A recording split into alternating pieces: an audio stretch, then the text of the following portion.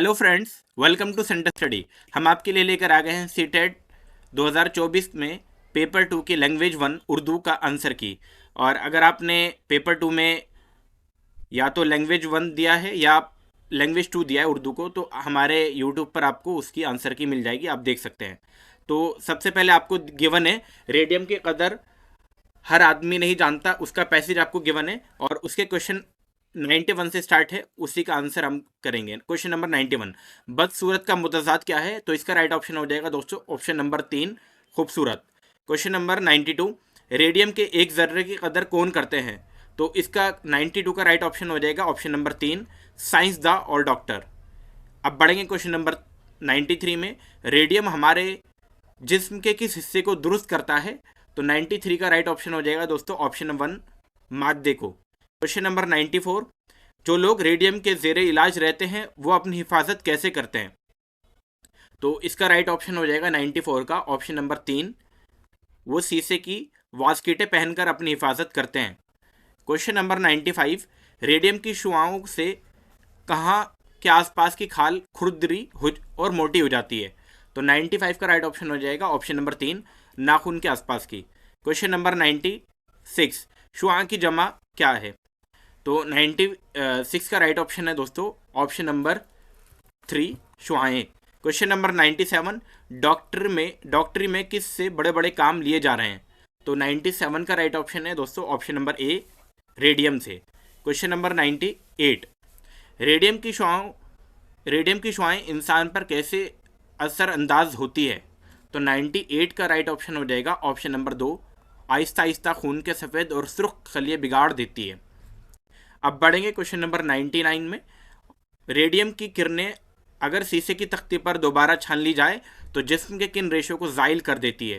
तो 99 का right option है ऑप्शन नंबर 4, जिन पर सरतान का असर हो। अभी आपके पास एक और था क्वेश्चन नंबर 100 से लेकर 105, कितना अच्छा है ये गांव का रास्ता, इस कड़ी धूप में छाँव का रास्ता, सब्ज़ो शादाब अशजार के दरमियाँ किस मज़े से गुजरती हैं ये गर्मियाँ। आम के पेड़ खुशबू लुटाते हुए रोकते हैं मुझे आते जाते हुए, कितना खुश रहता हूँ खेत जाते हुए, नाचते कूदते गीत गाते हुए, ये कुशादा ज़मीं ये खुला आसमां, शहर के दोस्तों को मैसर कहाँ। तो ये आपको, और इसके क्वेश्चन 100 से आपको स्टार्ट है, शायर के नज़दीक गांव का रास्ता कड़ी धूप में कैसा लगता है?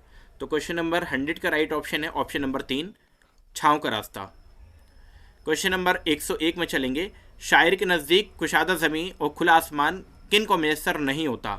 तो 101 का राइट ऑप्शन है दोस्तों ऑप्शन नंबर 3, शहर के दोस्तों को मैसर नहीं होता है। क्वेश्चन नंबर 102, धूप का मुतजाद है?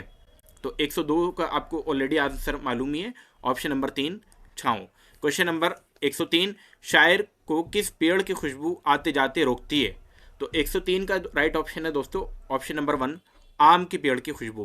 क्वेश्चन नंबर 104, शायर के नज़दीक गांव के सब्ज़ो शादाब अशजार के दरमियान मज़े से क्या गुजरती हैं? क्वेश्चन नंबर 104 का राइट ऑप्शन है दोस्तों ऑप्शन नंबर 4, गर्मियाँ। क्वेश्चन नंबर 5, कितना खुश रहता हूँ डैश जाते हुए। क्वेश्चन नंबर 105 का राइट ऑप्शन हो जाएगा खेत, तो खेत जाते हुए। अब यहाँ से आपके पेडागोजी के दोस्तों क्वेश्चन स्टार्ट होते हैं, तो आप बहुत ध्यान से मिलाइएगा। क्वेश्चन नंबर 106 से स्टार्ट करते हैं, दर्जा झेल में से कौन इशारती ज़बान के बारे में सही नहीं है? पहला ऑप्शन है इशारती ज़बान के कवायद नहीं होते हैं, इशारती ज़बान के भी कवायद होती हैं, इशारती ज़बान की बहुत सी किस्में होती है, इशारती ज़बान की फितरी ज़बान है। तो 106 का राइट ऑप्शन हो जाएगा दोस्तों option number A, option number 1, यानी कि इशारती ज़बान के कवायद नहीं होते हैं, क्योंकि यहाँ पे सही नहीं पूछा था, सही नहीं है, तो यही इसमें सही नहीं होगा। क्वेश्चन नंबर 107, आमोजगारों को मुख्तलिफ ग्रुप में दर्जा झेल आमोजिशी का काम दिया जाता है, मालूम कीजिए कि लफ्ज़ियात की आमोजिश को क्या कहते हैं? इन लफ्ज़ों को और जुमलों को मालूम कीजिए जो दर्जा झेल लफ्ज़ों से मुताल्लिक़ है, ख़ानदान, रिश्तेदारी, एहसास। तो पहला ऑप्शन है मजमूई की लफ्ज़ियात, दूसरा है लफ्ज़ का दाम या सिलसिला, या तीसरा ऑप्शन है मौज़ूआती अल्फाज, या चौथा ऑप्शन है लफ्ज़ों का मजमुआ। तो 107 का राइट ऑप्शन होगा दोस्तों ऑप्शन नंबर 3, मौज़ूआती अल्फाज। क्वेश्चन नंबर 108, कवायद की तदरीस व आमोजिश में तरीक़े अमल की मालूमात है। पहला ऑप्शन है कवायद की मशक़ों के उसूलों की जानकारी, दूसरा ऑप्शन है ज़बान और उसूलों की सकाफ़त का इल्म, तीसरा ऑप्शन है कवायद मशक़ों को बरतने के तरीक़े का इल्म, या चौथा ऑप्शन है कवायद मशक़ों की जानकारी। तो दोस्तों 108 का राइट ऑप्शन जो होगा ऑप्शन नंबर 3 होगा, कवायदी मशक़ों को बरतने के तरीक़े का इल्म। क्वेश्चन नंबर 109, आमोज़गार मखसूस मालूमात के हुसूल के लिए अखबार में शाई खबर को पढ़ता है, इस तरीक़े मुताले को क्या कहते हैं? पहला ऑप्शन है गायर मुताला, दूसरा है पढ़ने की महारत, तीसरा है तनकीदी मुताला और चौथा है सरसरी मुताला। तो 109 का जो राइट ऑप्शन होगा दोस्तों ऑप्शन नंबर 1 होगा, गायर मुताला। क्वेश्चन नंबर 110, उस्ताद तलबा को अंग्रेजी में एक कहानी सुनाता है और तलबा से ग्रुप में काम करने और मालूम ज़बान में कहानी को बताने के लिए कहता है, और फिर क्लास की मुश्तरका ज़बान में कहानी बताने के लिए कहता है। इस तरीक़े तदरीसियाती हिकमत अमली को क्या कहेंगे? पहला ऑप्शन है कसीर लिसानी तदरीस, दूसरा ऑप्शन है ज़बान का हुसूल, तीसरा ऑप्शन है मादराए ज़बान, चौथा ऑप्शन है कसीर लिसानी पॉलिसी। तो 110 का राइट ऑप्शन हो जाएगा दोस्तों ऑप्शन नंबर 4, कसीर लिसानी पॉलिसी। अब बढ़ेंगे क्वेश्चन नंबर 111 में। सरिया छुट्टी जमात की तलबा है जो जालंधर पंजाब से तामिल मदुराई अपने वालिद के साथ मुंतकिल हो जाती है। पंजाब उसकी मादरी ज़बान है और उसने अंग्रेज़ी स्कूल में बतौर दूसरी ज़बान पढ़ी है। वो अपनी पड़ोसी से सीख कर तामिल बोल और पढ़ सकती है। जो ज़बानें अब वो जानती हैं उसके हवाले से कौन सा बयान दुरुस्त है? तो दोस्तों इस 111 का जो राइट ऑप्शन होगा वो 111 का राइट ऑप्शन होगा ऑप्शन नंबर 3, पंजाबी और तमिल का शुमार इक्तसाबी ज़बान में और अंग्रेज़ी का शुमार आमोजिशी ज़बान में होगा। 112 में चलते हैं।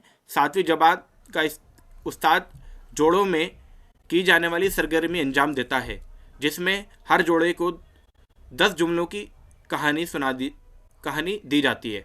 एक कहानी के पहले जुमले को पढ़कर सुनाता है और दूसरे जुमले को सीखते हैं। फिर दूसरा जोड़ा दूसरा जुमला पढ़ता है और दूसरे जोड़े का पहला इस जुमले को लिखता है। इस तरह पूरी कहानी मुकम्मल होती है। फिर वो असल मुतन पर तहरीर को जुमलों को मिलाते हैं। इस सरगर्मी को क्या कहते हैं? पहला ऑप्शन है जुमलों का इमला, मिलजुल कर इमला लिखना, मिलजुल कर लिखना या मिलजुल कर सुनना। 112 का राइट ऑप्शन होगा दोस्तों ऑप्शन नंबर 2, मिलजुल कर इमला लिखना। क्वेश्चन नंबर 113, रोज़मर्रा की ज़बान जो हम आपस में बात करने के लिए इस्तेमाल करते हैं उसे कहा जाता है। पहला ऑप्शन है तरसील ज़बान की महारतें, दूसरा ऑप्शन है आपसी ज़बान की महारत, तीसरा ऑप्शन है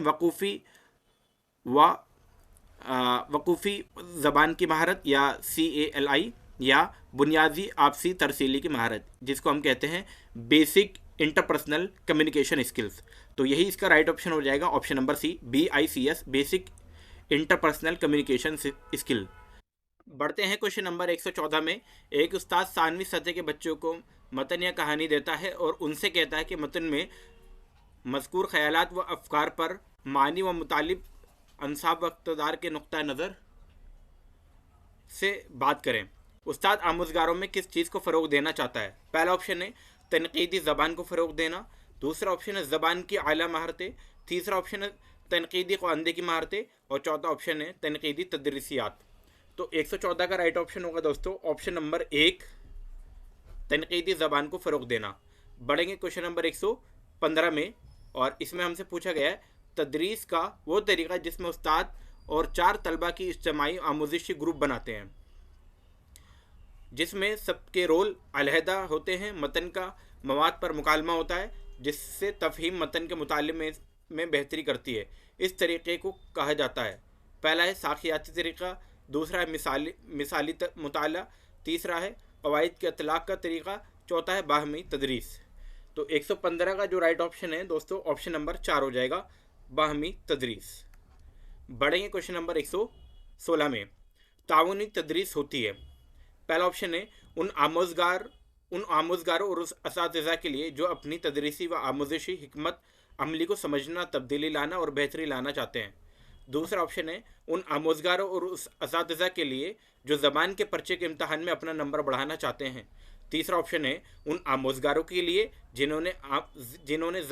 जिन्हें ज़बान की आमोजिश के मुतय्यन पहलुओं पर तवज्जो देने की ज़रूरत होती है। या चौथा ऑप्शन है उन असातिज़ा के लिए जिन्हें अपने तदरीस में उन मखसूस तलबा के लिए तब्दीली लाने की ज़रूरत है जिन्हें जो ज़बान सीखना चाहते हैं।